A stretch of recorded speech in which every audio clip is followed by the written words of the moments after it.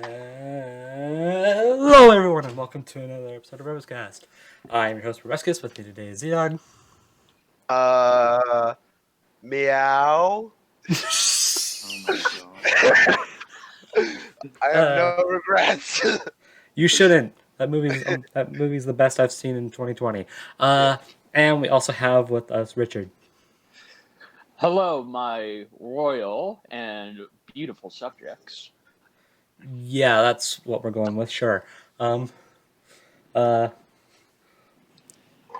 we also have with us a special guest, and I'm going to let ZDogg introduce this one. Yes, it's a good friend of mine. You probably know him around. He's the resident versus Roundtable and Moana fan. It's Biffweed. Biffweed, brother of the Joker. Oh my fucking god. You're welcome. I did it, okay?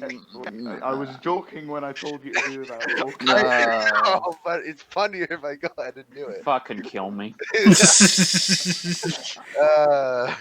Yeah. You want to see a brother of the Joker? I mean, Richard's got a pretty good Joker impersonation. Oh, stop. Yeah.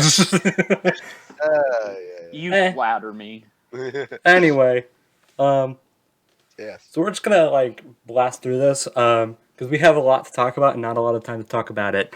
Yes. So, Yes. but you may have noticed we may or may not have skipped a week or two. That's my fault. Totally not anyone's fault. Aw.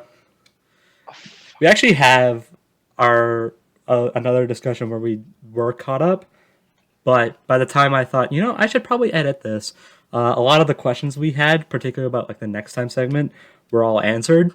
So it would just be like, oh, okay, well, all that discussion was for nothing. So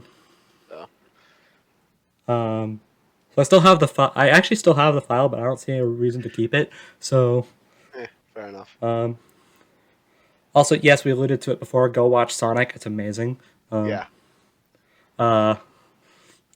Anyway, also, I don't know what's going up first, this podcast or the Ruby one, but we have a new backdrop. I said that in the Ruby podcast, and I don't know which one's going up first. Whatever. So, Yay. yeah, there you go. Go watch the Ruby podcast, please. Ruby content on my channel died. Anyways, okay. So yeah, we're actually gonna be talking about 2 episodes today. So fun. So let's get through that. So first up, I'm not really gonna put any sort of clever introduction to this because Black Canary versus Sindel. Yeah. That episode exists, I guess. Yeah, that's a good way to put it. It's alright.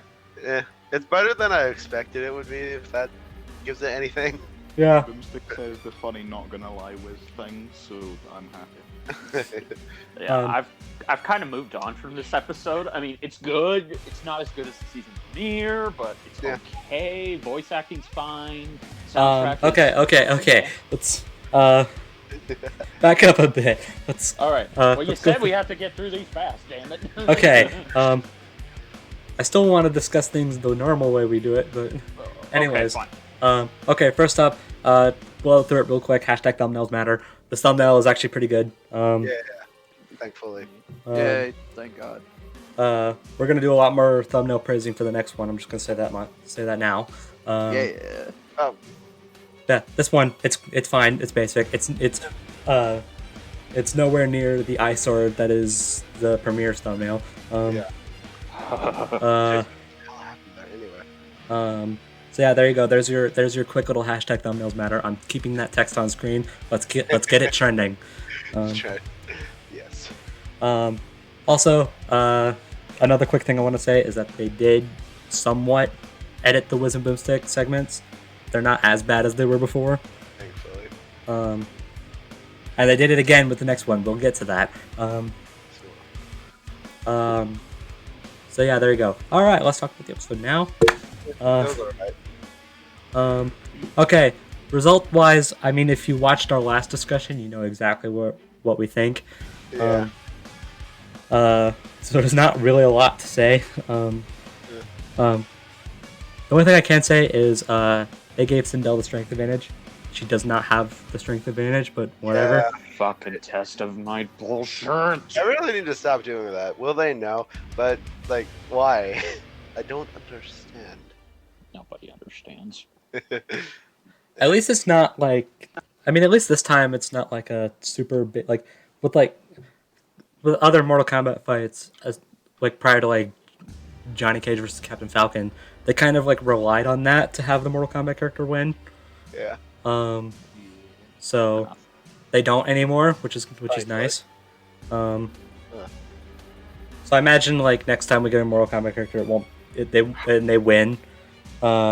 It won't be because they broke whatever. The end. They better. But anyway, so yeah, that's basically like. There's not a lot to say. Like we pretty much said before, like there's no freaking way Sindel's winning this one. And No. sure enough. Okay, I'm actually glad because I don't like Sindel. So there you go. At least my preferred character won. Yep. There you go. Not even Miles versus Static has that one. Anyway, all right. Now let's get into the fight. The fight animation. Let's do it. Yes, it was very good, actually. Awesome. Yeah. It's alright. I feel like, while I agree that Miles vs. Static is better, both in terms of the fight animation and the episode overall, I do feel like this episode does do things that, Miles vs. Static did, but better. Word. There are a few things better here than before. So I don't think it's. Okay, again, I agree. Miles vs. Static is the better episode, but I wouldn't say it's by as much as people are letting on.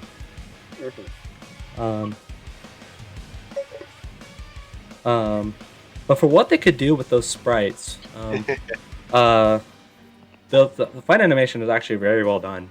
Oh yeah. Absolutely. I did not like the facial animations in the fight. I thought they looked really bad most of the time.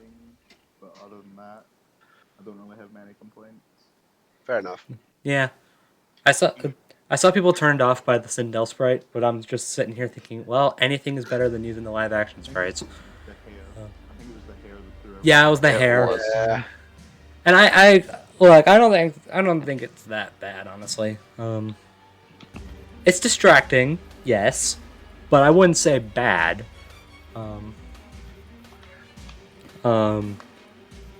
And again, like people are saying, they would rather have had the live action sprites over this. And I'm just thinking that you're freaking crazy. Not only are they ugly, but they're also they'd also clash horribly with Dinah's sprites. Because like, hey, we have this really detailed-ish live action sprite, and then we have Canary, who's all like his basic DC sprites. Even though, I mean, granted, it's ironic I say it's basic DC sprites because they're reskinned Captain Marvel sprites. But still, it doesn't look outlandish compared to what we're used to for DC sprites. Yeah. And the effects are also really well done. Yeah. So. Yeah. We totally have a lot to say about this episode. Totally have a lot to say about Word. this episode. This is my favorite of all time.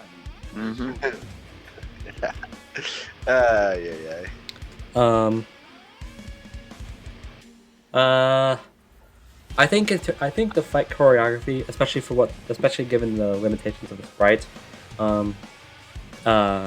was probably the best part about this fight animation. Yeah. And it is one of the things I would say is done better here than in Miles vs. Static. I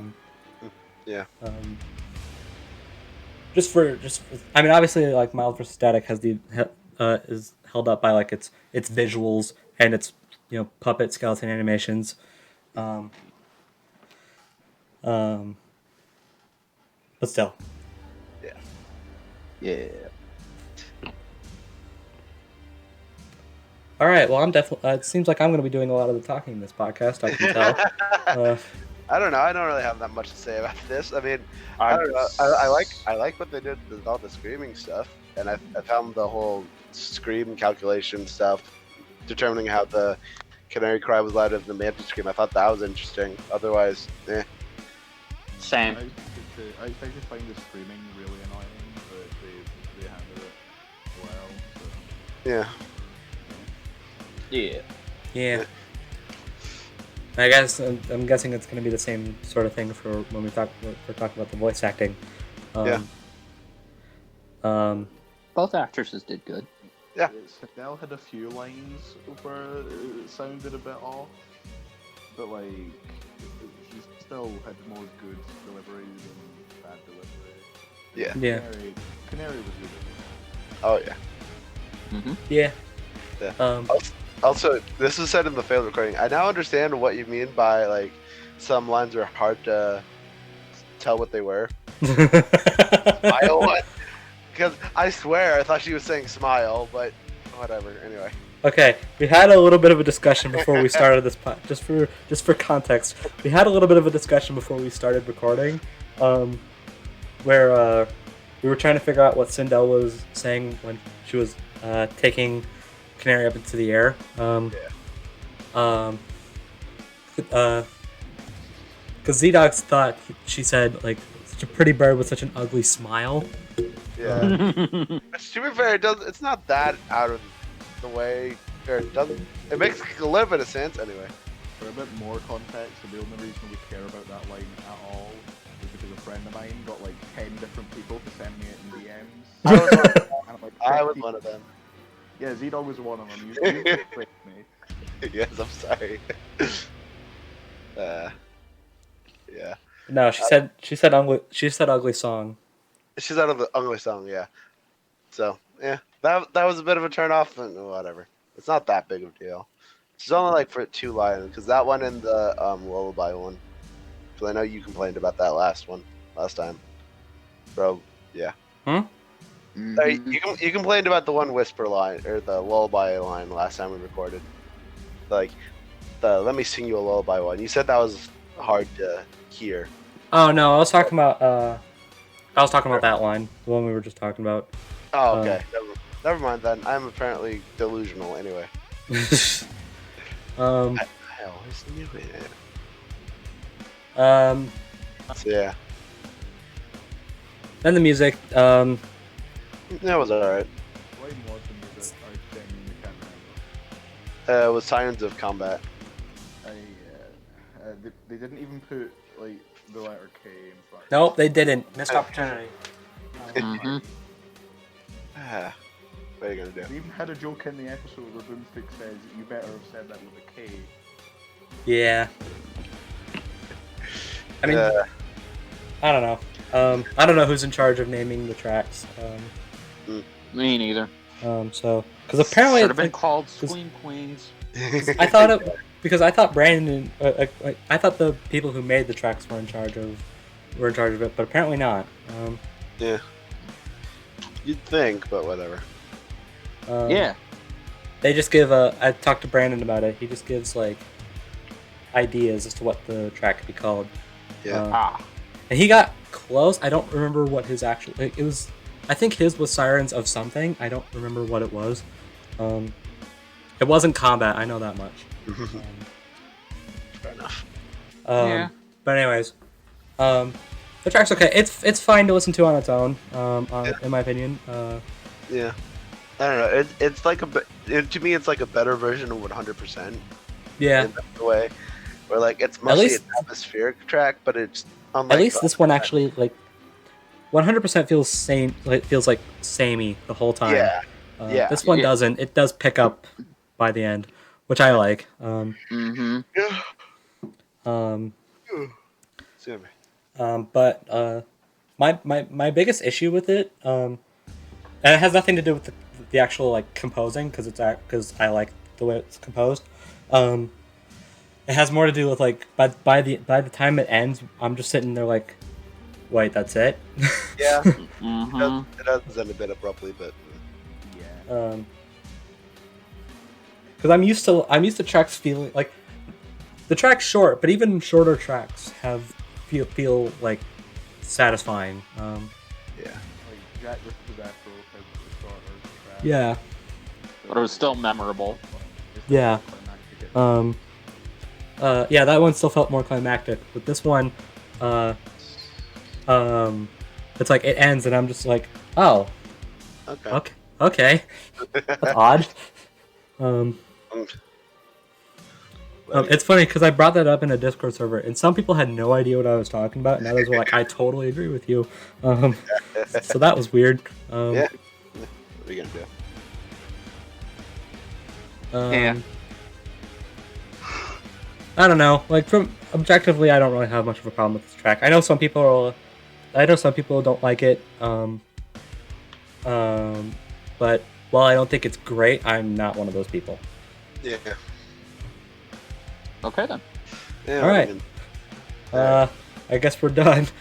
Yeah. We are not very enthused to talk about this one. Yeah, Oh, we I all- wonder why. We Yeah. all stretched that out as far as we could. So I'm just Yeah. glad we got this far. Yeah.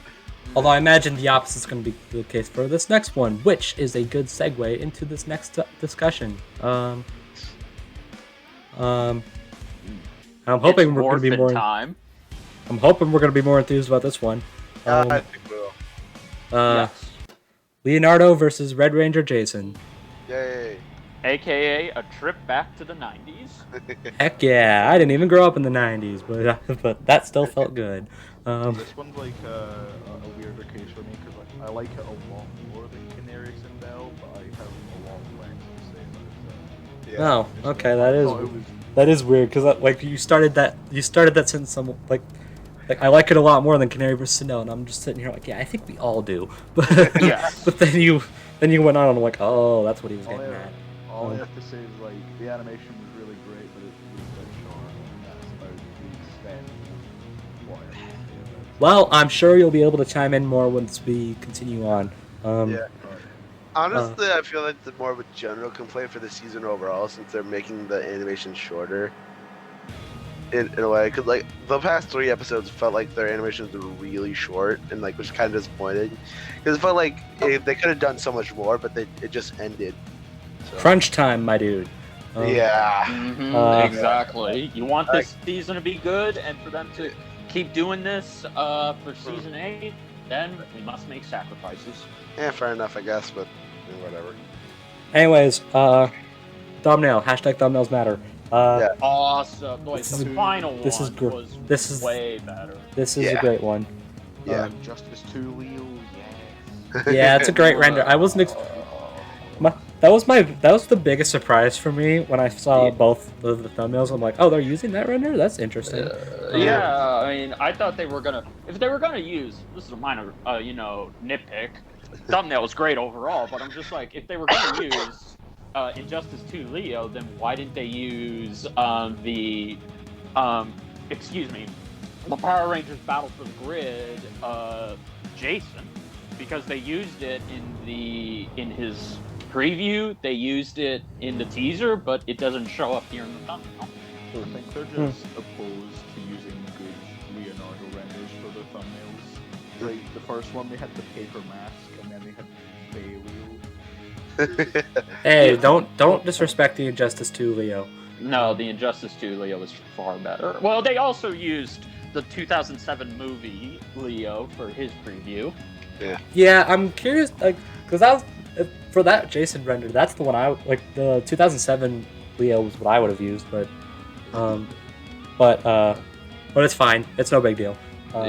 Injustice Leo works fine. Yeah, this is a 10 out of 10. Well, no, this is a 9 out of 10 thumbnail for me.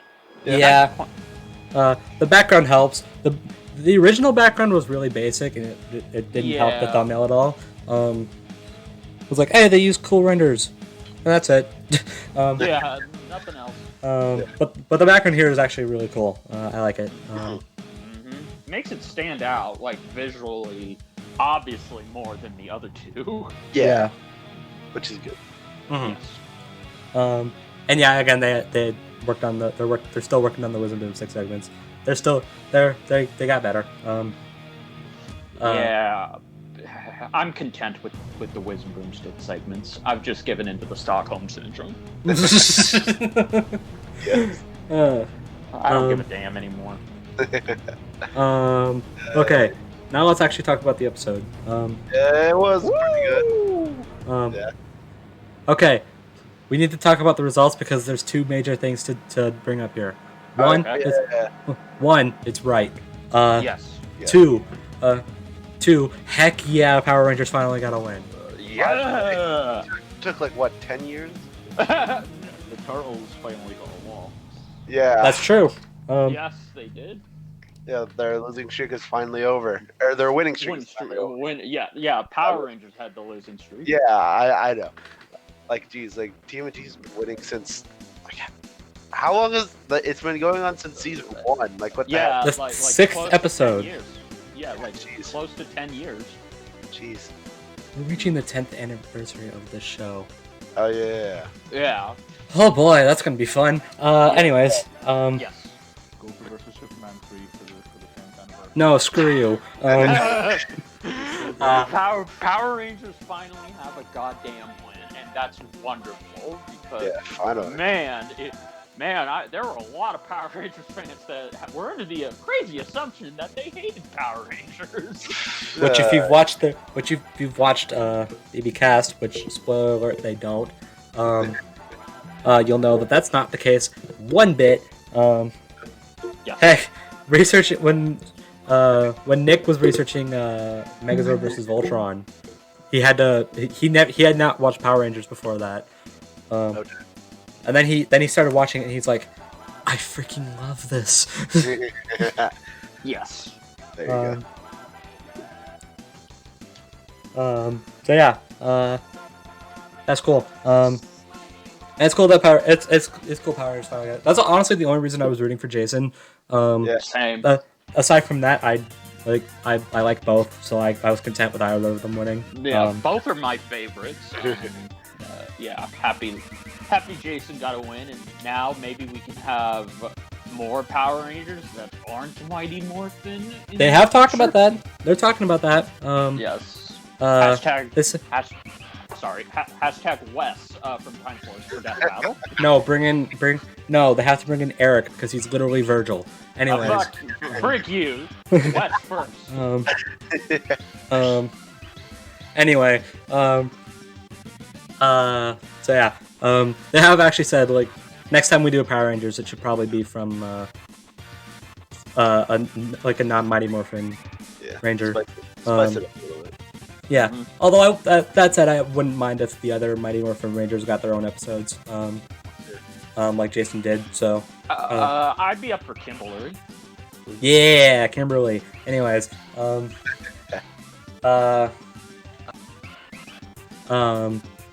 yeah, maybe not against Turtles though. I want the Turtles to get. I want the Turtles to get their own episodes too. But yes, we kind of have the Turtles versus Rangers right here. So yeah, there you go. April versus Kimberly. Let's do it. Aren't the other turtles? Don't the other turtle TMNT fights or not? Frick. You know what I mean? The Power Rangers turtles fights. Don't they end the same way? Probably. Similar way. Anyway? They end the same way if it would have been a team fight. Which they have actually talked about doing. But they realized, wait, that's 4 versus 5. That's gonna be a pain to animate. Oh yeah. Even Torian was like, I want to do that, and like, you want to animate 9 different people fighting each other? Okay. He's done it before. You know, Torian would be like, hell yeah, dude! I get to do flips or something.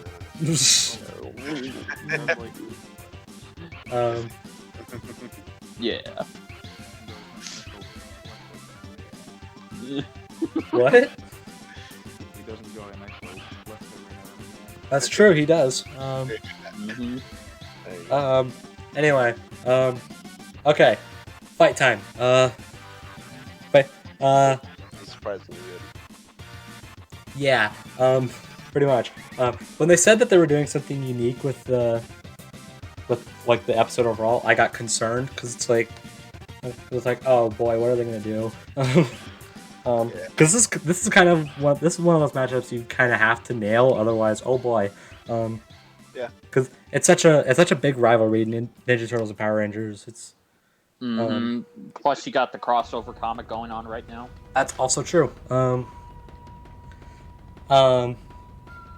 will say the only like sprite work I would say is a little odd is Jason himself. Yeah. Not Red Ranger. Red Ranger was fine. Well, yeah, but you're specifically talking about Jason. Yeah. I've seen that sprite sheet. Yeah. Well, okay, I get it. I get it. I'm just gonna say this right now. I get it. There was no other Jason sprite, and creating one wouldn't have taken too long because they after just making a custom sprite for Static. Yeah, exactly. So I actually don't mind, and I love the fact that they used Jason sprite from the very first Super Nintendo game because it just makes it feel more retro and more unique. Okay, I should probably clarify. The actual sprite is not that bad. The only thing that bugs me is that he has no face. Yeah. Well, I mean, hey, at least he got a hand-drawn segment. So that's true. And what's cool, they actually recycled the running cycle that all of the Rangers from the very first Super Nintendo game used. So when Jason's running, that's his running cycle from the video game. That's not just something, they chose to do. Nice. So I love that Nice. little detail. Yeah, that's honestly the only thing, like, sprite-wise that bothers me. It's no big deal. Jason pre-morph doesn't show up that often in the fight anyway.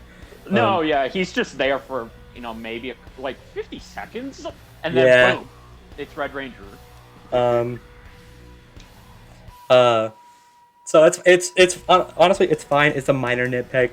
It's just something that I can't ignore now. It's like, hey, you literally have no eyes or mouth. That's fine. What the hell? What the hell is wrong with everyone's face? But that said, I'm actually kind of surprised they went with the same Leo sprite they went with before. But at the same time, it's a good sprite. And and they made it. Is it just me, or is it cleaner here than it was before? No, yeah, I mentioned that in my review. They actually did do some small touch-ups to make it slightly more better in today's use. Because back then, it looked fine because it was an old sprite. But now, it looks even better. Mm-hmm. Mm-hmm. Like they remastered it a little. Yeah, I mean, after 9 years, you'd think they'd do something like that. Yeah. Well, plus too, I mean, that's the most iconic Ninja Turtle sprite they could have used because I mean the other ones were just the cartoons. Fair. Yeah. I'm just saying it's I'm surprised. I'm not complaining. No, yeah. It's just I was like, oh, they used the same sprite. Cool. I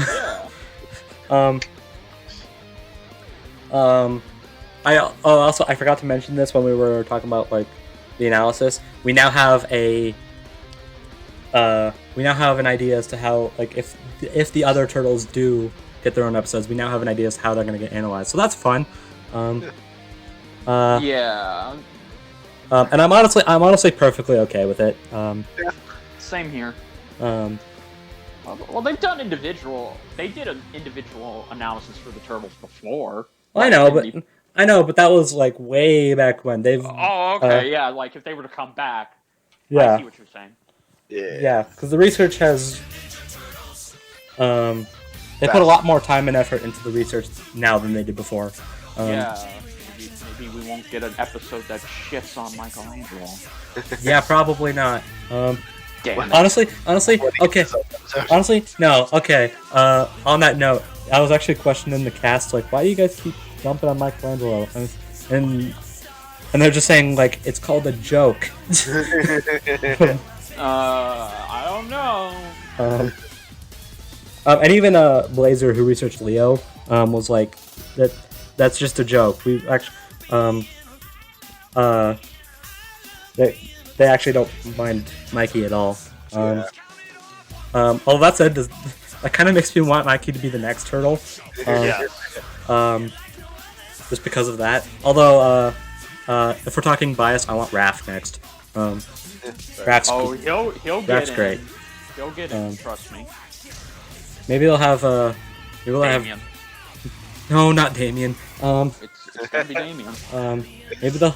No, I'm thinking maybe they'll have Raph fight Bakugo just to save Bakugo from Yang. For fighting Yang. And watch, it's gonna be Raphael versus Wolverine. You know, that doesn't sound like. I mean, poor Raph, but at the same time, that does sound kind of fun. Yeah, I joke about it, but still. Anyways, back on this. Animation. Yeah. But yeah, what they mean by doing something unique with this fight is that they go very retro. Not only with, well, actually no, because they went retro in the sense that like they use retro sprites and these retro sound effects. On the topic of those sound effects, normally using different sound effects outside of like natural ones like they did before, I would normally have an issue with, but they because like I harken back to this a lot, but Smokey McGruff has these like Looney Tunes sound effects, and it's just really off-putting for me. But here, like the sound effects actually like, despite being crunched to sound like 8-bit sounds, they still sound natural. So I'm okay with it. Yes. I love that. But it's still the same, like in terms of like fight choreography, it's still like the same. It's not, they don't go retro with that, so we're not having like a literal arcade battle with like health bars and whatnot. I'm really glad they took out the health bars. I think we're all glad they took out the health bars. I really wish the silver health bars. It's such a good thing. How dare you, Biff? So good.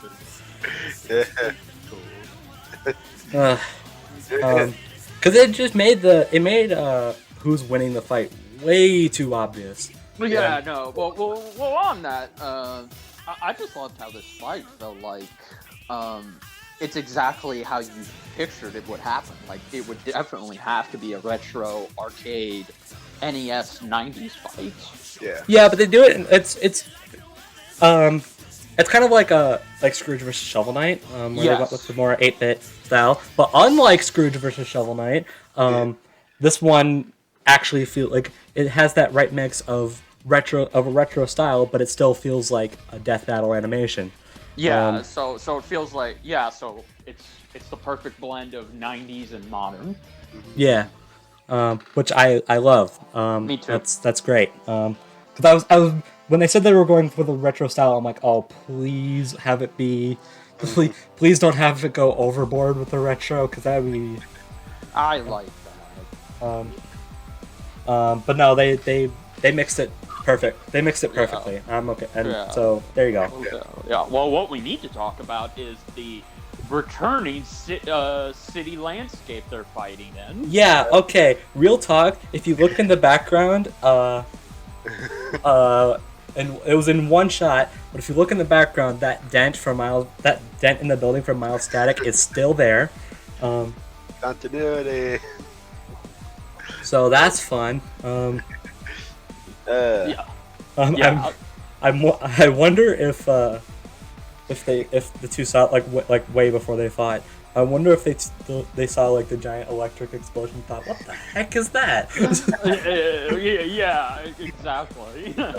I love, and again, I kind of have to tap myself on the shoulder because Lewis came onto my stream and pretty much confirmed and dropped a lot of great info on this fight, especially the building dent thing, and again, it's crazy how it looks with different light, with better lighting. Yeah. They've used this city landscape since like Leon versus Frank. I know. And they keep changing, and it keeps feeling like we know it's the same, but it still feels different every single time. Yes. and that's what's wonderful. Yeah. So that's cool. Can't wait for the next 2D fight when we see it again. No. Yes. Rip.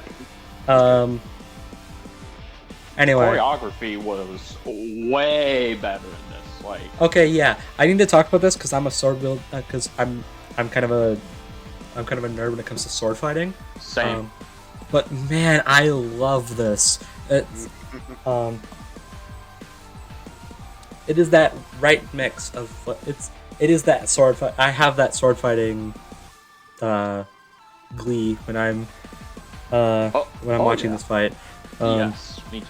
Because I was thinking, like, okay, one has 2 swords. I know he has 3, but he normally fights with 2. One has. And the other one has 1. Yeah, and the other has 1. So I'm like, how the heck are they gonna do that? And then they did it, and it's great. Yes. I will say, I will agree that it does feel a little short. But with how much went into this fight, I don't care that much. No. I don't know, and I don't really know what more could have been done, if I'm being honest. Like, no, me neither. Because I feel like I think the only thing you could have done more is is just have them fight. Choreography wise, sword fight wise, but that's about it. Because I mean, I guess to be fair, like when Leo busted out the Odachi, they didn't do a whole lot of sword fighting then. No, it was just it was pretty much just a game of peekaboo. Yeah. Which on one hand I like because it's fun to watch, but on the other hand I will say they probably could have done a little bit more sword fighting there, because now it's a 1v1 sword. But hey, no, some sword fighting is better than no sword fighting at all. Exactly. And I mean, look at it this way. We have both of Leo's swords. We have the Odachi. We have the power sword. We have both of Jason's moves from the video games. Yes. We have Leo threw shurikens, and Jason busted out his gun. What more do you want? Yeah, I'm good. I mean, it's perfect. I think the choreography it definitely feels like it's not intentionally, but it is sort of sticking to how both fight in their respective worlds, and I like that. Yeah, I like that too. We also got Leo's healing hands. Which is cool. Which I will say I'm a little surprised about because I remember those things taking forever to do. But I mean, I guess they had to speed it up for the sake of the fight. And it was kind of funny that people thought when he went down in the sewers he was going to pull Leo versus Zitz and just drag Jason down there. Yeah. And I don't know, maybe because I haven't seen many people bring it up as a weakness that it takes so long. So maybe I guess it's possible because I haven't watched all of the 2012 show. So I guess it's possible he found a way to speed it up. I don't know. I didn't watch from beginning to end. Fair enough. So I don't know. Someone in the comments tell me if that's right or not. Yeah, If I mean, people I actually. think If it just people depends on actually the want one. to put comments. What? Sorry. I said maybe it just depends on the injury. That's true. Because he did get stabbed in the shoulder, and that didn't look bad. And it didn't look so bad. So maybe that's why he was able to speed it up because it was just a minor shoulder wound. Maybe. But yeah. So yeah, we got a lot of both of their equipment and abilities. So I don't see what the problem is.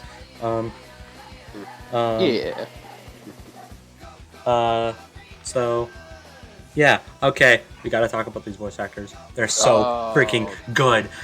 Oh man, we called it right. Kagi came back to voice Jason. Yeah. Was there ever any doubt? Absolutely not.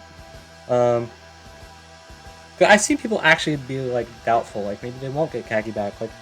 the only two people who have come back with different voice actors were like Sonic Tommy. and Tommy. Yeah. And like with Sonic, I've said this before, but like with Sonic is like, well, his voice actor changed in the meantime, so like his official voice actor changed in the meantime, so of course. And with Tommy, his old voice actor kind of shot himself in the foot. So, Yes. Yikes. If you don't know what I'm talking about, Good. that might be good for you.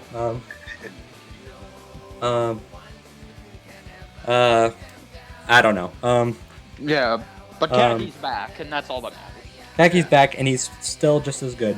I think he's. I think we can all agree. I think he's better here than he was in Megazord versus Voltron because he barely got anything to make him stand out in that fight. Yeah, honestly, I think that's the only thing. Like, I don't know if I would say overall it's better than it was in Megazord. I mean, it's the same voice, so But at the same time, I could see the argument that like, yeah, it's better because he got more lines. But the way I see it, it doesn't matter how many lines you have. If the voice is still good, then that's all that matters. oh man, how has he not been in any Power Rangers media for Jason? Yeah, who knows? Because Austin St. John is still around. That's why. Oh, fair enough. Would you rather have a fan impersonation or the real deal? That's Well, no offense. I love Austin, but you know he sounded okay in Battle for the Grid. I couldn't even tell that was him. the only thing I know about Battle for the Grid is that Eric is literally Virgil. You can't look. I know some people have argued with me on this, but he literally says foolishness and I need more power. You cannot tell me, and it's the same voice actor. You cannot tell me that wasn't intentional. That wasn't intentional. Maybe. But yeah, I think we can all agree. You know, it was great to have Kagi back. He did an awesome job. He even got some cool '90s lines like "bogus." Yeah, the '90s slang in this was. Oh man, that's bogus. Speaking of '90s slang, Leonardo. Yeah, I was about to say we really need to talk about Leo. Yes. Oh yeah. Holy shit. Yeah. Leo. I realized going into like finding a voice for Leo that a lot of the different versions of Leo sound pretty similar. Like you got the original, you have the 2007 version, you have the 2012 version until the recast. Yes. And heck, even the new Batman vs. TMNT still sounds similar. It's always that like high-pitched, but like stern voice.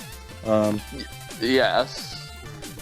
Not here because John decided to do a full-on Cam Clarkson Leo from the original cartoon. Yeah. Which on one hand I appreciate, but on the other hand, I don't know. Maybe it's just my bias, but I would have rather have impersonated either the 2007 or the 2012 Leo. Maybe that's just my bias. By the way, go watch TMNT 2007. It's super underrated. Yes. It's so good. So very good. But yeah, no, John was awesome. Yeah. Yeah, he was good. I'd say Kagi's better, but that's I'm not here to compare voice actors. No, yeah. I think Leo got some of the more iconic lines, like the Immortal Turtle, Bodacious, and of course we got a Cowabunga in there. Had to have gotten a Cowabunga in there. And we got a 19. The original movie line, I love being a turtle. Yeah. It was great. Yes. I will say, this isn't a voice acting thing. This is just a writing thing. The one thing that, and maybe this is the case in the original. I don't know. I never watched it. Is that Leo acted a little too, like, I always pictured Leo as like, yeah, he's got a sense of humor on him, but he's always been, he's the leader. He's had that like more stern leadership. Like if you watch like the 2007 movie or the 2012 cartoon, you'll know what I'm talking about. Here it doesn't, like, and this is a minor thing honestly, but that's it just didn't feel like he didn't feel like the strategic leadership fighter to me. Well, it kind of was a balance in the original cartoon. If you go watch some clips or even the 2012 and 80s crossover, the first one, it's kind of a well-balanced one. 80s/90s Leo kind of was, he had his sternness, but it wasn't super sterny, and he had the teenage attitude, but let's just say he knew when the right time was to be stern and when the right time was, to just chill out and have fun with his brothers. Yeah, I guess. But here it's a 1v1 fight to the death, so I kind of expected a little bit more. Yeah, he feels like he's kind of channeling Mikey a little bit. Yeah, and I don't know if I like that. Maybe nothing. That's nothing. I have absolutely nothing against Mikey, but it just didn't feel like Leo to you. Yeah. Which is a shame because Leo's my favorite, but. Yeah, I know. Well, hey, I look at that as, maybe he's trying to pay tribute to Mikey, since he killed him. Fair. Okay. Now for what people consider the best part about the episode. Music. Yes. Okay. I'm gonna say this now. Just as a disclaimer. As of recording this, the soundtrack has not been uploaded yet. Fix that. So we have no idea what it sounds like on its own. So I'm just gonna say that now. So none of us have listened to it on its own because obviously. Okay. First thing I want to say, and this is kind of this is a negative, but it's not the biggest negative in the world. That the title is really clumsy. Teenage, what is it? Teenage Mutant Power Turtles? Teenage Ninja Power. Yeah. Something. Hold on. I forget. What I have it written down. Hold on. Teenage Morphin Ninja Power. Oh my god. Okay, it's kind of clever, but like, yeah, why? It's trying to combine their shows' names, but I think they should have just kept it simple because try saying that title 4 times fast. Exactly. Like with the other titles, like we have What's Up Danger. Okay, fair enough. We have Sirens of Combat. Okay, fair enough. And then we have this. And I'm just gonna say this now for the rest of time. I'm gonna be calling it Turtle Power. Yeah, that was better. I'm dubbing it Shell of a Ranger. I'm dubbing it Shell of a Ranger. You can't convince me. It's Shell of a Ranger. Fine. Yeah. Both work. Not as good as What's Up Danger. That's fine. No. Well, we haven't listened to it on its own, so I can't really say I agree or disagree. Yeah. Yeah. Turtle Power. I'm gonna call it Turtle Power because it was obvious from the beginning, but they somehow decided, let's just mix the titles together. Yeah. And I'm just gonna say this now. I freaking love it. It is yeah. like with the retro style of the animation. It has that right mix of retro but modern. Yes. Like it feels like Werewolf's other tracks, but it's retro. Yes, like I grew up in the NES, Super Nintendo, Sega Genesis era, so I love that they used 8-bit. That probably makes you the oldest out of all of us. This is true. Because I did have an NES and Super Nintendo and Sega Genesis, so I grew up. So yeah, I guess I am the oldest. Sadness. That's fine. I think the order literally is you, me, and ZDogg. Yeah. Pretty sure. Sounds about right. Anyway, all that aside, yeah, there's not really a lot we could say about the music because that's not out yet. No, yeah, okay. that. Other than it's great, like and it has portions. If you go back and you listen to it, and hopefully when it comes out, it has certain portions where it incorporates some Turtles music in there from their games, and it sounds like it can be used in the Power Ranger games. Yeah. Also, okay, because ZDogg keeps saying fix that, I want to get this quick little, like, not quite public service announcement, but I guess I can't think of anything else to call it. I guess a disclaimer, whatever.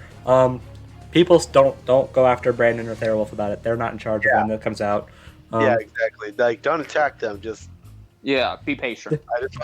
Because that is a very big common misconception, which I will admit I thought too. But yeah, people think that Brandon or Therewolf are responsible for when the tracks get uploaded. This is not the case. Or at least that's not the case for Brandon. Yeah. I'm assuming it's the same issue for Therewolf. Probably. Otherwise, the track would probably be out by now. Word.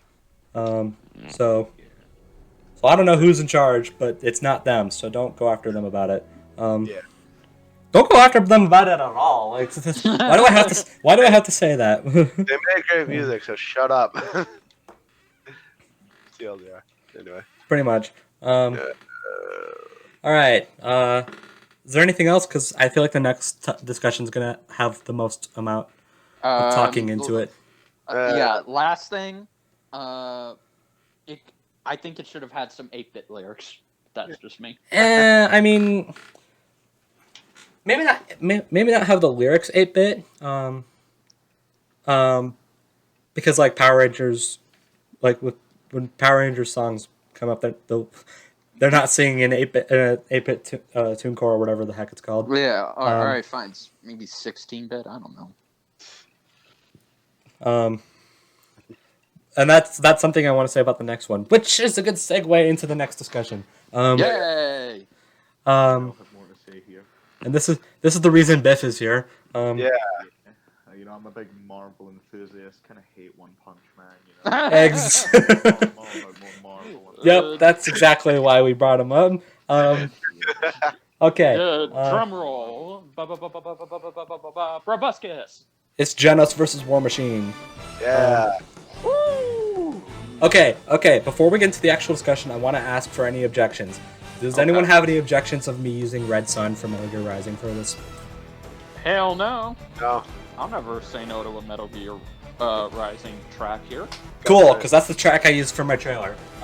Nice. I actually saw a lot of people using Hot Wind Rising, so. Oh, really? I mean, I guess that makes sense.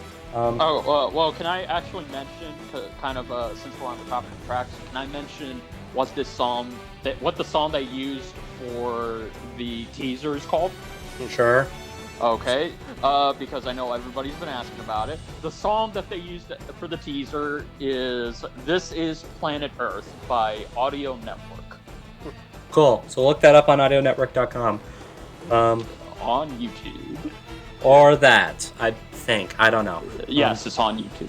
Oh, is it? Okay. Yes. Because a lot of Audio Network's tracks aren't. Yeah. Which makes it really annoying because some of the best ones aren't on YouTube. So that's fun. Anyways, which makes it really hard to, like, because sometimes I want to use those tracks for these podcasts, but I can't because they're behind the paywall. Yeah, which kind of sucks, but whatever. Yeah. I mean, I could like screen record the audio and then do that. That's stealing. I'm not doing that. Fair enough. Anyway, let's talk about this. On the topic of the track, I was going to bring this up. If this track does not have the lyrics? most like, this track does not have Metal Gear Rising style lyrics, I'm going to be sorely disappointed. Yeah, same here. Understandable. I mean, come on! It's a One Punch Man character and a Marvel character. Surely you cannot come up with a awesome kick-ass track that has epic rock music, and kick-ass lyrics. Look, if Ultron vs. Sigma can have Metal Gear Rising style soundtrack, I don't see why this one shouldn't. Agreed. Anyway, I mean, even if honestly, I exaggerate. If it's a metal track and it doesn't have lyrics, that's perfectly fine by me. Anyway, okay, I am very excited for this episode. Yes, very excited. Like I know when like the hints. I'm not gonna say any of the hints. But when the hints came out, and someone said that it was like it was more of a curveball. It was like it was this season's Johnny Cage versus Captain Falcon, like curveball episode. I was like, oh boy, that's probably not good. And then the fight gets announced. I'm like, oh shoot, that sounds cool. Yeah. Yes. Because if you couldn't tell, I'm kind of a big Marvel fan. Really? Obviously. Same, bro, but only the comics, not the movie. Yeah, well, you can screw right off. War Machine. Robert Downey Jr. is so overrated. Don Cheadle is the best MCU actor in the MCU. I'm canceling this podcast. No, I'm just kidding. Anyway, but no, when I saw they were using War Machine, I was like, oh shoot, what? Yeah. That's I'm a sucker for Iron Man characters, obviously. So seeing War Machine, I'm like, I'm down. Let's do it. And that's no disrespect to Genos. Genos is cool. Genos. Yeah. War. Okay. Jaru said this in our podcast. Lads Discuss Death Battle. Plug over. He asked a question. Who the hell likes War Machine? You know, because raise his hand. Yeah, I do. War Machine is more than just a goddamn sidekick. Yeah. Who likes War Machine? Me literally raise his hand. Yes, War Machine is awesome. I like him. I actually like him better.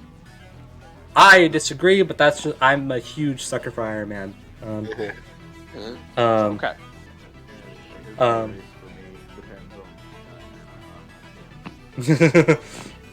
Well, as a character, Rhodey is so better than Tony.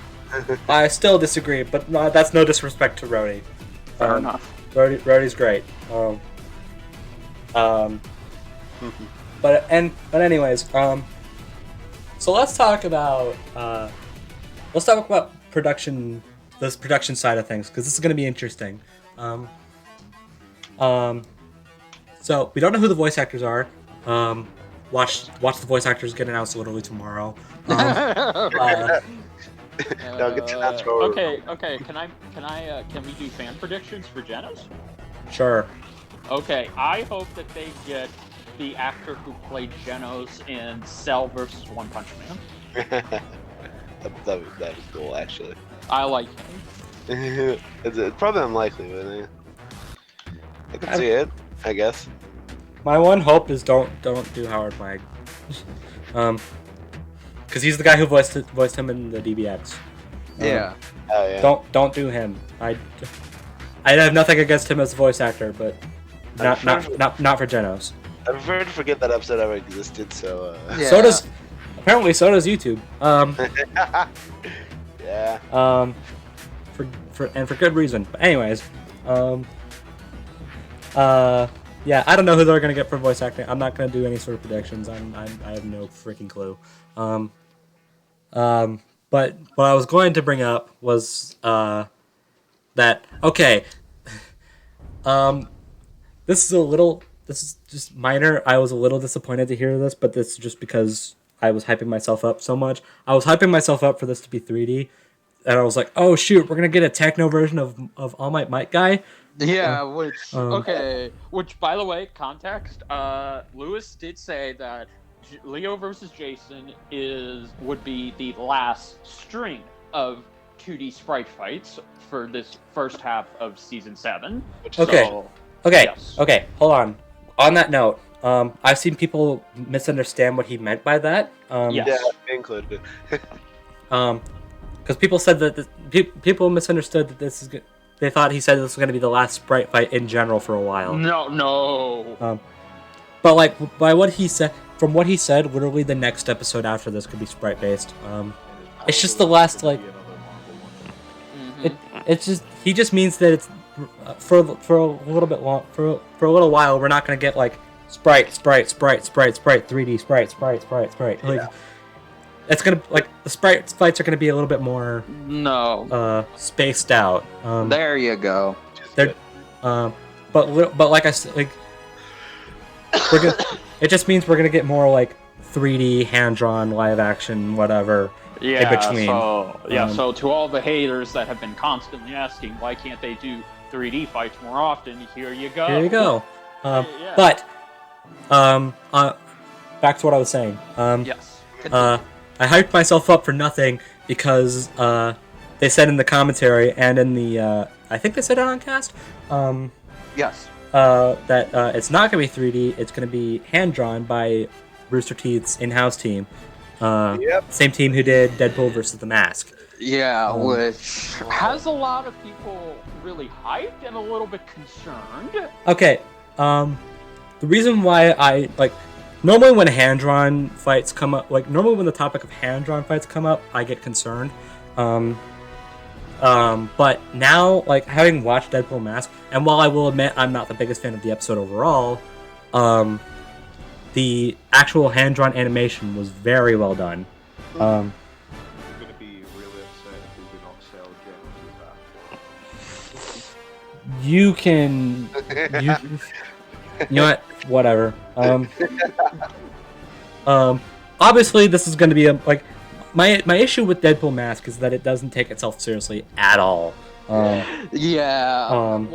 Well, yeah. I've made the argument. Look at the characters themselves. I know, but that just doesn't like. I didn't come. Like I said this in one of our podcasts. But I did not come to a show called Death Battle for a joke. Yeah, you didn't come to watch Looney Tunes. You came to watch some Fighting. Well, yeah. no. What's a show? What's a serious 2D? Name any 2D hand-drawn cartoon or anime. Insert them there. Yeah. So that was my biggest issue with Deadpool Mask, but I highly doubt that's going to be the case for this fight. No. Here we're finally going to get to see RT. Yeah. The matter after whether this is Deadpool has Genos' entire body been shaped like a light bulb. That's literally not wrong. Yeah, no. Well, here's the question, though. Rooster Teeth's own 2D in-house animation team, they've never done something like this before, so can they handle it? Can they give us some One Punch Man Marvel-style fighting? Hopefully. I can't say for certain. We'll have to wait and see. But this apparently this is something they wanted to do. So they wanted to do like a maybe not necessarily like a One Punch Man character specifically, No, but like they wanted to do an anime fight. Yes, and I think they have enough resources to be experimental with this episode. So, this is depending on how it goes, this could be really good for them because this is something they've never done before. Yes. And if this turns out the way we're all hoping it does, yes. Then this could open the floodgates for plenty of episodes to happen. Yeah, yes, absolutely. I'm hoping it's slightly longer than the last one, like maybe 3 minutes max. Yeah, So length might be a little bit of a concern. Yeah, because these past 3 episodes have been on the short side, so having a hand-drawn fight be on the short side, it just, I don't know. Is that we don't get like upwards of a dozen 2D hand-drawn fights a year. We only get like. Yeah, they really do need to be like. They need to be once in a while. Yes. I'm hoping it's good. I think it has the opportunity to be very well done, and I'm excited to see how they what design choices they go for Genos and War Machine. Yeah, because both of them, especially War Machine, have a lot of designs. And that's honestly like that might be a little bit of a concern, at least for like I think Genos will be fine. It's War Machine that's a little because War Machine is a very detailed design. Yeah. He's a big. His armor is literally a big tank. Yeah. Like it's got so many details, so many guns, missiles, and all that. It's got all these lights and functions. So it's going to be interesting to see if they can handle that. Yeah. Yeah. But yeah, I think in terms of like overall like how well it's animated and how well it's drawn, I think we'll be fine. It's the choreography that has people concerned, and for good reason. Because I can already envision how they're going to handle the flying aspects and the explosion aspects, but it's the hand-to-hand choreography with Genos I'm a little concerned about. Yeah. But who knows? Like, I don't want to like I did it with Deadpool Mask, but I don't want to like draw concerns off the bat. We'll just have to wait and see what happens. Yes, we'll have to wait till this upcoming Wednesday to see what it looks like, what the finished product is going to look like. Yep. Well, I hope it's good. Yeah, I'm fingers crossed. Yeah, that's my biggest like. That's honestly my only concern. Really, is just please be good. Well, hey, worst case scenario, absolute worst case scenario, it's just an average animation fight. Like it's not as good as we were hoping it was, but it's at least taken more seriously than Deadpool versus The Mask. Please, and I will say, in fairness, I know I hark on Deadpool Mask a lot, but I will say when they're actually fighting, it's very fun to watch.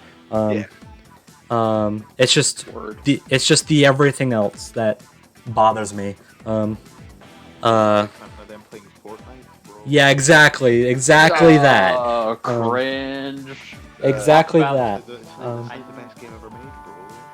Frick you, bitch. At least they don't floss. Not even Sonic can pull that off.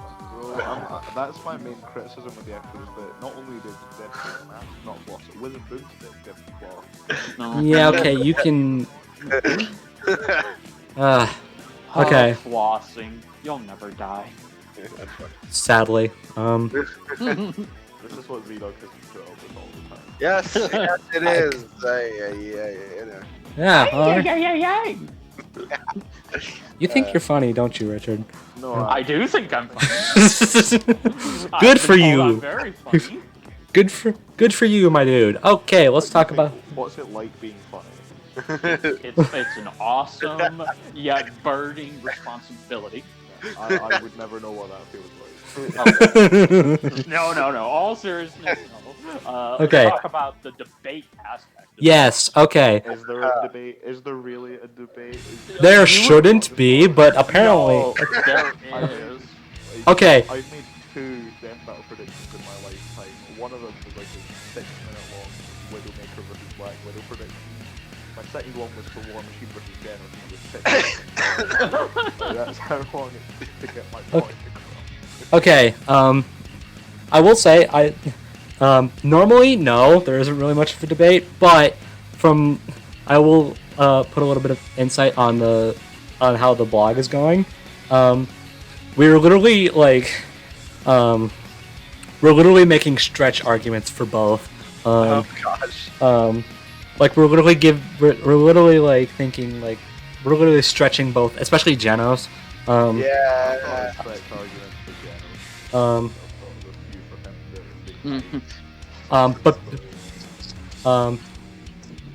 So yeah, but basically, obviously we're going to be going a little bit more in. Obviously, we have to go a little bit more in depth, but I'm just going to give a long story short right now. Okay.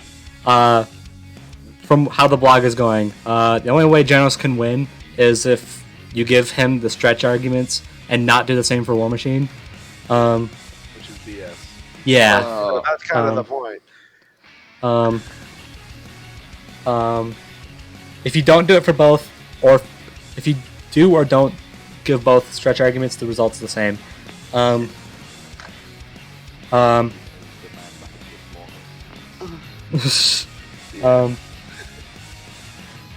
Because all right, let's actually get into this.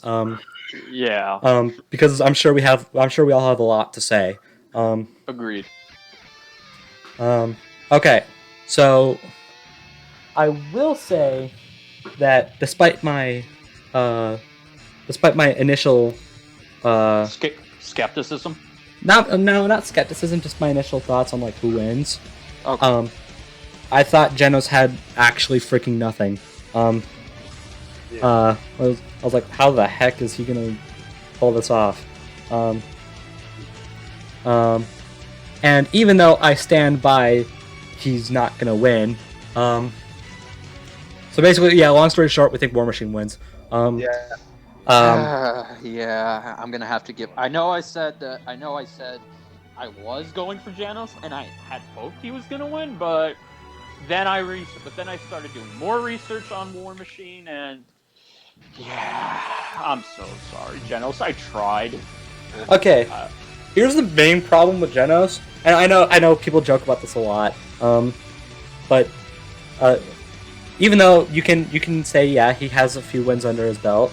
Mm-hmm. So obviously when people joke about it, they're really exaggerating. But you can't deny that Genos, he gets beat up a lot. Yeah, and bear in mind, he gets upgrades a lot, and those upgrades are supposed to make him the strongest he can be. And even with those upgrades, he still manages to find himself in pieces. Yeah. Also, I'm gonna say this now. Since we have an idea as to we have an idea as to the stats they have for Tatsumaki. So what we have to find for War Machine is, can he beat Tatsumaki? If he can, then there's no way Genos is winning. Yeah. He beats Tatsumaki very easily. Yeah, I mean, because isn't there's been villains who can manipulate, gravity and shit in the Marvel universe. Yeah, but I just mean because Tatsumaki's not fast enough to do anything before War Machine could just one shot. He's gonna bust her bunker with the ex-wife. Iron Man 2, the best movie ever made. Of course. No joke. That's how. If Genos does lose, that would be a hilarious way for him to die. War Machine. You joke. Iron Man 2 is actually really good. No, it is. I'm not saying it isn't, but yeah, no, that'd be awesome. He just busts Genos' bunker with the X-Wing. Imagine, no, I'm picturing he does it, but it actually works.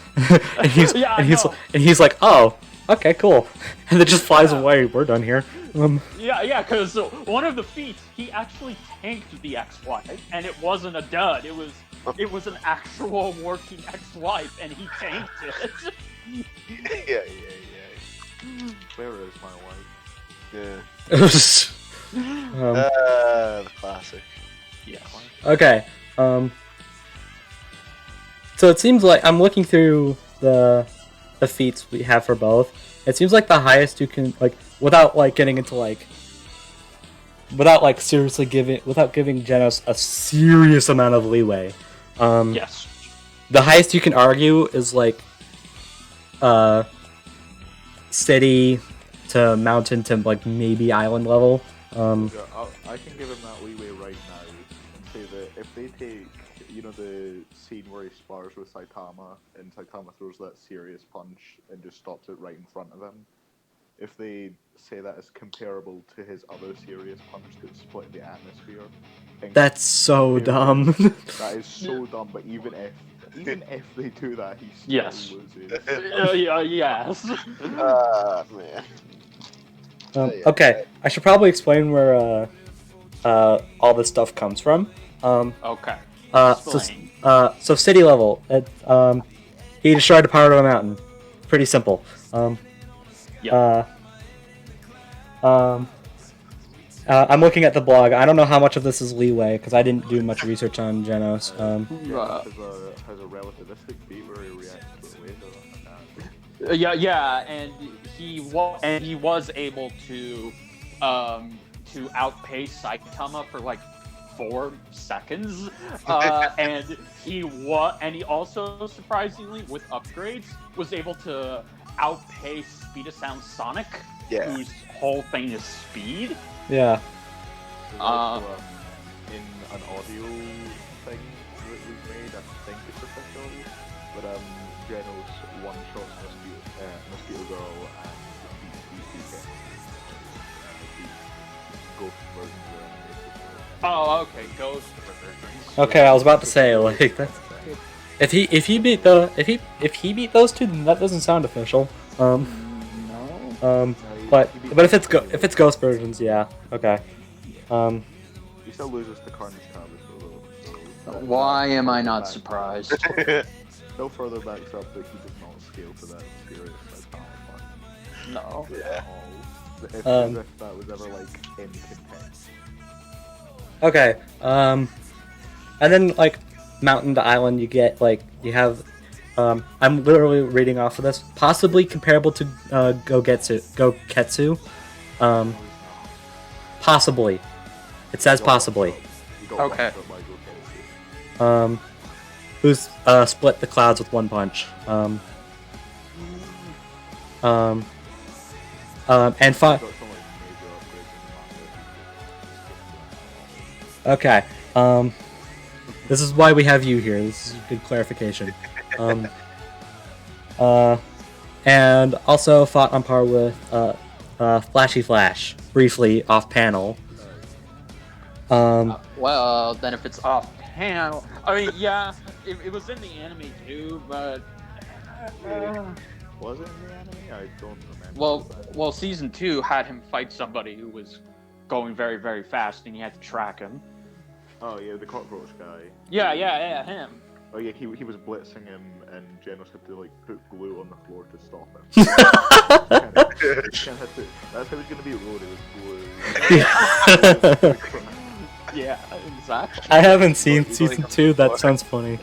It's animation-wise, people over-exaggerated how bad it I was. still love season 2. Yeah, exactly. Um, Awesome. Anyways, why this feat is so important is because it says Flashy Flash second resurrected Phoenix Man whose second resurrected Phoenix Man was concerned about fighting, who tanked the Millennium Emperor Nova. According to the blog, that got 14 gigatons of TNT, which is island level.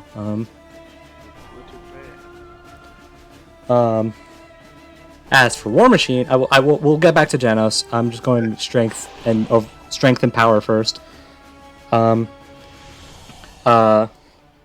War Machine can physically stand up to heroes like Thor, Carol Danvers as both Miss Marvel and Captain Marvel, Colossus, and the Hulk.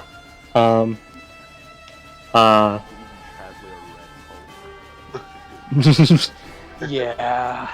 But he's also red, so it makes him look even better. Red. And he's physically comparable to Iron Man, who once destroyed an island-sized rock thrown at him by Terrax, which got apparently I don't check calcs because I don't calc. Which got it's got 6 petatons, which, as far as I know, that's like continent to multi-continent level, which is far above Genos. War Machine is Boros tier, bare minimum. Yeah. Probably. I could see that. Yeah. Like, he may even be Saitama tier. That would be. I mean, if he's comparable to Iron Man, then yeah, probably. I mean, Iron Man's weird because it depends on the suit he's wearing. Depends on the suit. Yeah. Iron Man's best armors with like finger flick type armor very easily. Probably. But I mean, a lot of the weaker suits Iron Man has that War Machine should be comparable to have accomplished a lot of things that are probably above Genos. Okay, speed wise, we have it's basically percentages of speed of light, and one of them is hyped up to be faster than light. So I guess that's a little bit more leeway there. Yeah. So, as we mentioned before, he's dodged and moved in tandem with G4's beams, which are stated to be lasers made of light. So, there you go. As far as we know, there's nothing to contradict that. Unlike, say, like we mentioned it in another podcast, but we were talking about Aoyama and his laser. And we're thinking, yeah, no. But this feat got 46% the speed of light, which is relativistic. And again, bringing up Flashy Flash again. Being compared to him would be about 17% light speed, and that's the one that's hyped up to be faster than light. So I'm guessing the faster than light comparison was more leeway than not. Probably. Jinx. Dang it. And then War Machine is just geez Louise. Okay, kept pace with Living Lightning, who's stated to move at sub-light speeds. Compared with Iron Man, who ran into someone at 3,500 feet per second and dodged lightning. And also reacted to Dr. Spectrum's blasts, which got more than Mach 76,000. Shit.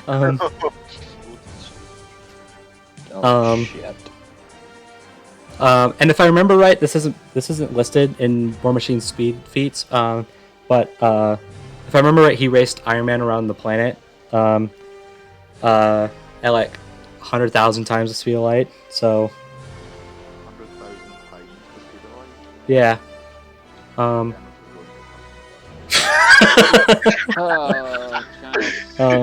War Machine's not even gonna. War Machine's barely gonna take this seriously. I imagine like combat-wise, Genos would probably look faster. Yeah, I mean, that's the only advantage. Yeah, exactly. I mean, but even then, War Machine knows hand-to-hand combat too, because he's a fucking colonel in the United States military. Yeah. I'm just gonna say this, but this is the biggest stomp of the season so far. It seems like it, yeah. There is not a single advantage. It's like Captain Marvel versus Shazam 2.0. I mean, you're not quite wrong. Yeah, except at least then the better character won. Well, if you say so. I'm a Marvel nerd. I'm rooting for War Machine here. I mean, One Punch Man's my favorite series, so I Fair can't enough. do it against Genos. Fair enough. Yeah. But yeah, I mean, Genos does have a few advantages, but honestly, those advantages are kind of moot when you're that outclassed. So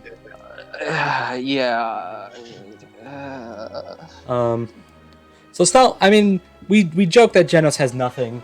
That's not entirely. That's not entirely true, but he doesn't have anything that really saves him.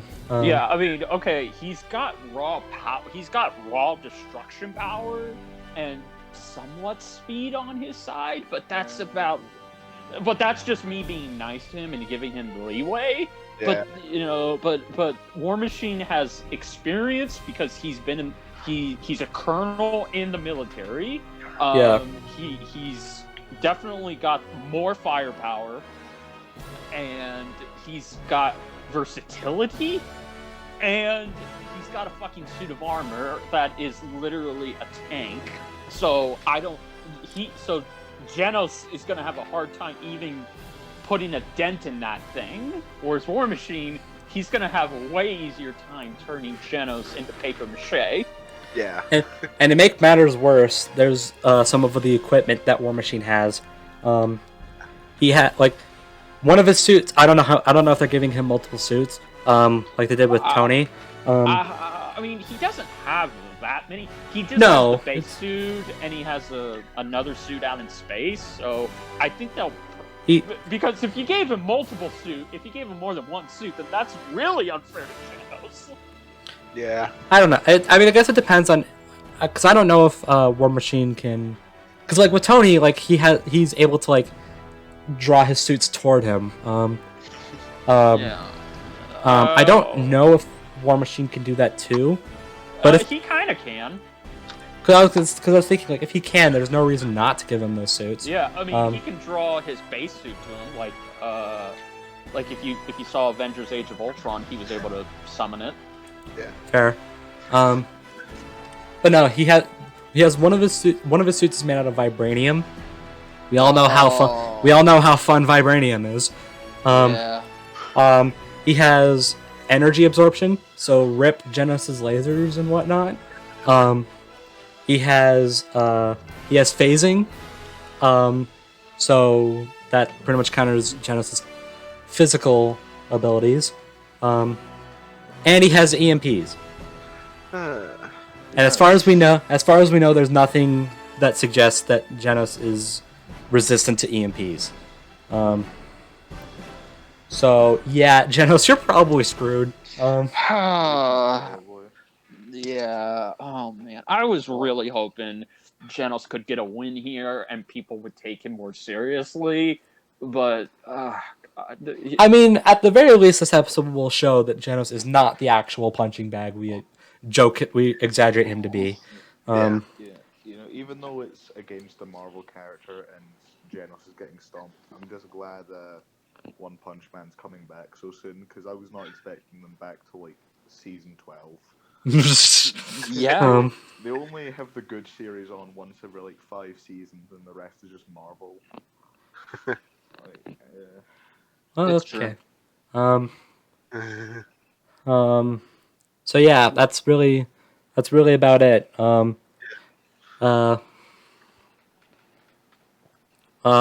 So let's move on. Yes. Biff, you are a guest of honor. So does not sound very enthused about that. I don't sound very enthused about anything. I'm just kind of naturally monotone. Yeah. So what we do with guests is that we ask their opinions about stuff. Particularly favorite episodes, least favorite episodes, and most wanted. So let's get the negative out of the way, because I don't know, because this has been mostly a positive podcast. So let's just rip the Band-Aid off while we can. What's your least favorite episode? Probably something season 3. That was like the low point of the show. Either Mewtwo Shadow or Kami Sonia. Hey. Oh, interesting. Right, I love Luis's work, but he did not make a good first impression. No. I mean, he himself even says like it's probably not my best, because he hates the. We were talking before about the live action Mortal Kombat sprites, but because Torian was saying like, why didn't you guys use that? And Lewis was like, maybe you should animate with those sprites and then come back and talk to me. Legitimately hard to look at it. But then I'd say I'd probably dislike Mewtwo Shadow more, because like at least both characters were treated with respect in Kami versus Sonya. Yeah, I mean, I can see that. Shadow kind of got. I mean, I agree with the results that Mewtwo wins, but at the same time, Shadow kind of got the short end. They had Taka purposefully voice work. Yeah. Okay. I thought that. I will admit. I'm gonna admit this now. I thought that little side fact was funny at first. That they made Taka sound intentionally bad. But at the same time. I mean, you could argue like that was the case because they wanted to like jab at the the voice from Sonic Adventure 2. Yeah, it was. But at the same time, with doing that plus pretty much repeating what they said about Shadow and Shadow versus Vegeta, that does not necessarily help out No, and it Shadow's also, case. yeah, and animation-wise, it didn't help that the animator had some beef with Yeah. Death Battle. Oh, I hate that so much. And this was their last episode that they worked on, and then they just left on aggressive terms. They didn't leave on good terms. So the animation, furthermore, feels kind of like a giant middle finger to Shadow and Death Battle itself. Yeah. Which makes me really lose respect for the animator. It could have worked if they took jabs at like both characters, and, like, Or just Yeah, don't take no. jabs at them at all. it- Like, like in like Dan versus Hercule, it works because they treat both characters like a joke. yeah. That'd be like if in Genos versus War Machine they say, "Oh, it's in character for Genos to get beat up, let's just have him not do anything in the fight." And it was Yeah, I mean, like, the difference is with Hercule Dan, like, they're treated as jokes, obviously, because they're treated as jokes in their source material. it works. Mewtwo and Shadow, obviously, especially Shadow, because he got shafted the whole fight. They're not treated as jokes. They're treated as genuine, like, characters and threats and whatnot. They'd like satirized that and made them both like really overly edgy and serious in the animation. That could have worked. Yeah. But maybe just don't take a jab at Shadow in the analysis. That would be nice. And maybe I'm just biased. I love Shadow. He's one of my favorite Sonic characters. But They've not done anything like that since then, to my memory, True. so that's honestly why I hope they bring Shadow back. Because I want them to do him full justice. And now again, I want to say I can't stress this enough. I agree with Shadow losing to Mewtwo. But yeah. I don't condone talking smack about any character, because those characters, like, we joke about some characters being like universally hated, but even ones we think are universally hated, there are quite a few people who genuinely like them. So maybe don't dump on their favorite character. Thank you. And again, I'm more passionate about this because I love Shadow. But if they do bring Shadow back, I want them to have him fight Ryuko, but only if yes, only if they have Shadow win and still say at the end the winner is Ryuko. For very personal reason. Oh, that's gonna be that's That a would very be- Well, I'll explain that afterwards That because would be my favorite episode of that. I'll explain. I'll explain that afterwards. That yeah. okay. I know exactly what he's talking about. Okay. Okay. Anyways, now that we're done with that, what's your favorite episode? Snake vs. Sam Free is like Ooh. that's where the versus genre peaked, and you cannot change my mind. Like, no one else has even come close to making something that good since then. Fair enough. It is Interesting. perfect. It is perfect. in every way. I haven't had many people talk about this one. They've gotten better mechanically, but in terms of like setup and choreography and like a climactic ending, this is not something they've come close to topping since then. No. Fair enough. I think my favorite thing about this episode is just how much it feels like less like a death battle and more like a genuine crossover between the two games. Yes. Like, it actually feels like a genuine, like it feels like the final death battle at the end. Like, Yeah. If that would, it feels like a serious finale. Like with the music swelling and both characters just with their knives. Like, it feels more like a story than a fight, which I always found to be better. I always appreciate it when people give the characters a lot of reason to fight. Not sure, like even basic stories are fine, but when fights have no story to them at all, it does put it down a little bit for me. I'm looking at you, Weiss versus Mitsuru. Exactly. Does it That- so brilliantly. that is one of the many reasons I don't really care for that episode. Weiss versus Mitsuru is a good example, like how not having a story can hurt it. But like on the opposite end of the spectrum, this isn't Death Battle, but Rewind Rumble's Reality Warper Free for All is like the story is so overbearing that it distracts from everything else. Like, it's not the same thing as Weiss Mitsuru just not having a story, but it's still just as much of a problem. Okay. So yeah, cool. Now, what's your most wanted episode? Well, I did my Dream Death Battle video recently, and I'd say either the premiere or the finale from that. So either Maui versus Hercules or Saitama versus Captain Underpants. Those are like two big ones for me. Yes. Why is Captain Underpants Saitama's most fair opponent? If Of Captain all people. Underpants, if Captain Underpants gets in the death battle, that's it. I will officially die of happiness because Captain Underpants is my favorite childhood superhero. Would it make you happier to hear that he wins against Yes, it Saitama? would actually. He does. He does. People think Saitama is OP. Oh boy, let me introduce you to Captain Underpants. Like they are actually like so similar in terms of strength anyway. I still think Saitama's stronger, but Captain Underpants is so much faster. Mm-hmm. And Saitama's just not going to try for the majority of the fight. That's really going to be what. I'm curious as to your thoughts because a Saitama fight that the cast was talking about was Krillin.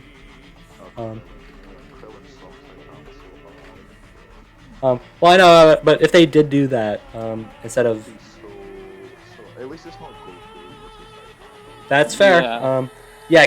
Yeah. Honestly, keep Saitama away from either Goku or Superman. They've said that maybe the serious anime like Dragon Ball is not the best place to have Krillin.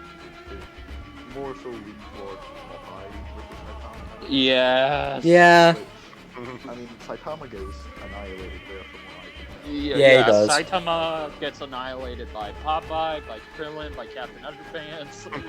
Look. If and Saitama, at top. if Saitama loses to Krillin, then he's really not as OP as people say he is. No, that's how you for know. For Saitama being my favorite fictional character, I do sure seem to like talking about how much everyone else annihilates him today. Yes. Every opportunity I've taken it. I've seen people say that when Saitama does get into death battle, regardless of who he fights, they're going to be rooting against him because of that fact. Which in my opinion is freaking petty. But at the same time, I can't blame them. I mean, yeah. Word. Honestly, if for me, it's like whenever I'm like I'm going to be rooting against this character no matter what. It's because I freaking don't like them. So and Saitama's not that case. If you Word. don't like Saitama, then fair enough. Yeah, I mean, I guess it's understandable why people wouldn't like Saitama, but and while I'm not gonna sit here and say that I like him more than characters like Goku or Superman, I do think people are kind of they're either underselling the point or they're missing the point. Either that or they understand the point. He just thinks he's a boring character, which honestly, fair enough. On the topic of Maui Hercules, because no one talks about that one anymore. Yeah, see, ZDogg might have expected me to go with a different Moana character. But Yeah. Oh yes. Him. Kamatoa. Yeah. But Kamatoa has no good matches. I do not want Mr. Krabs to beat him up.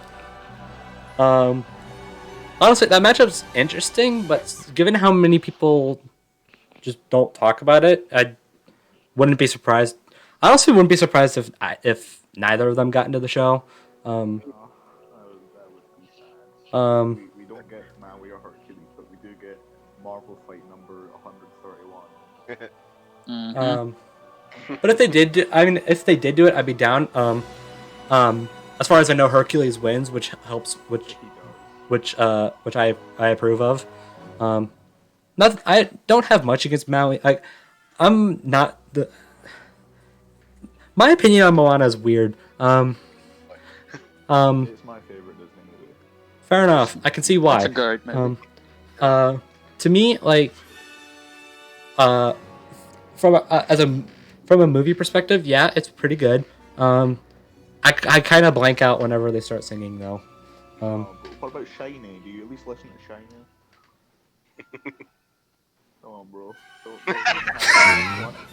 Don't disappoint me. Come on, bro.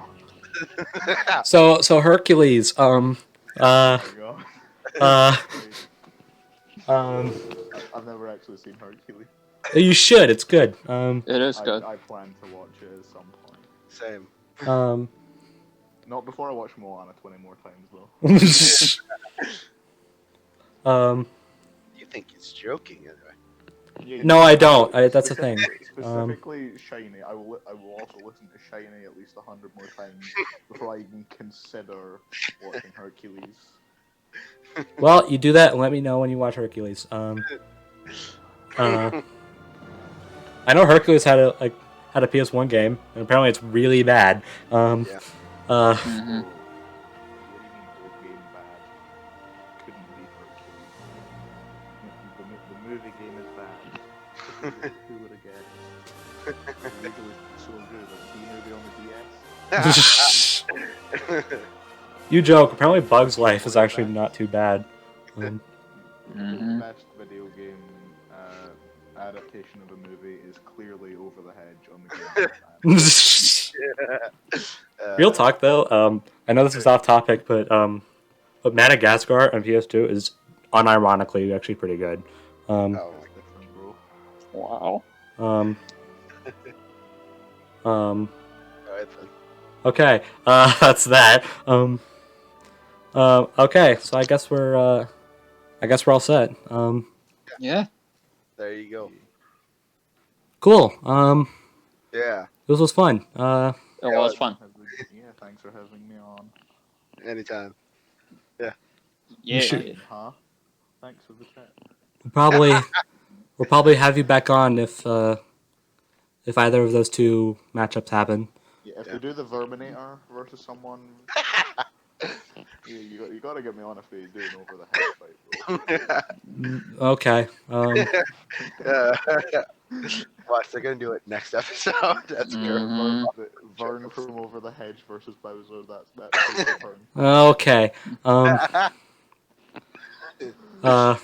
Yeah. So that's all we have to say. So thank you guys for watching, and we'll see you all next time. Yeah. Bye. Bye.